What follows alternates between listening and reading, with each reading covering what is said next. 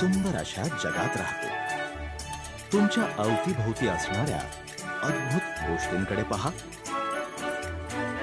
चला तर परत आपण सुरुवातीकडे जाऊया आणि या सर्वांची सुरुवात कशी झाली याविषयी पवित्र शास्त्र काय सांगतं ते पाहूया.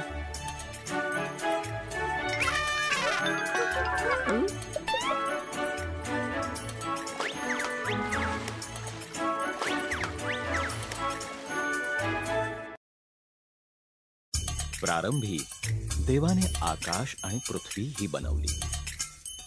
देव अंधकारावर फिरत होता आणि तो म्हणाला, प्रकाश हो. आणि त्यानं त्या प्रकाशाला दिवस असं म्हटलं आणि त्याने अंधकाराला रात्र असं म्हटलं.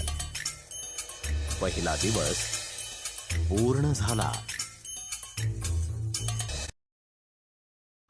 नंतर देवाने वर आकाशातील आणि खाली पृथ्वीवरील पाणी वेगळं करण्यासाठी अंतराळ निर्माण केलं. त्याने त्या अंतराळाला आकाश असं म्हटलं. दुसरा दिवस पूर्ण झाला.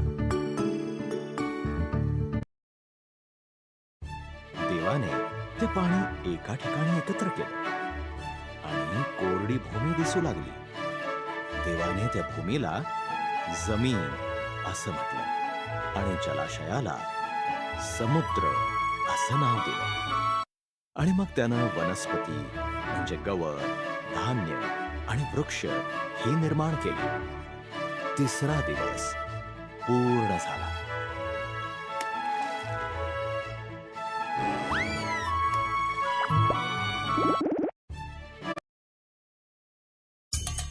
मग देवाने आकाशामध्ये ज्योती बनवल्या. त्याने दिवसासाठी सूर्य, रात्रीसाठी चंद्र व सर्व तारे निर्माण केले. चौथा दिवस पूर्ण झाला. देवाने पाण्यात संचार करण्यासाठी मासे आणि आकाशात उडण्यासाठी पक्षी बनवले. तो त्यांना म्हणाला, पिले होऊ द्या. जग किलबिलाटानं व आनंदानं भरून टाका. पाचवा दिवस पूर्ण झाला. तर देवाने प्राणी बनवले. त्याने पाळीव प्राणी, जंगली प्राणी आणि जमिनीवर सरपटणारे प्राणी बनवले. मग देव म्हणाला, आता फक्त एकच गोष्ट बनवायची आहे. ती सर्व निर्मितीपेक्षा विशेष आहे.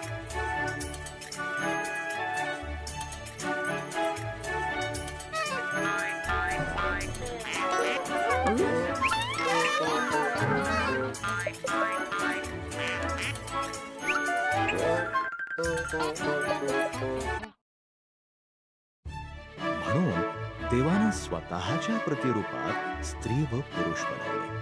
तो म्हणाला, तुम्ही मुलांना जन्म द्या. या जगाचा ताबा घ्या. मासे, पक्षी आणि प्राणी यांची काळजी घ्या. हा 6वा दिवस पूर्ण झाला.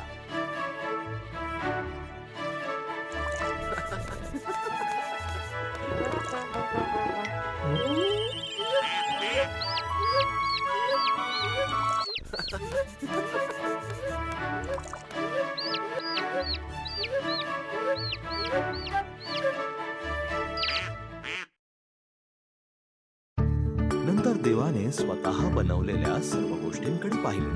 तो म्हणाला, हे फारच छान आहे. असं म्हणून त्यानं 7व्या दिवशी विश्रांती घेतली आणि तो दिवस विशेष ठरवला. हा 7वा दिवस पूर्ण झाला.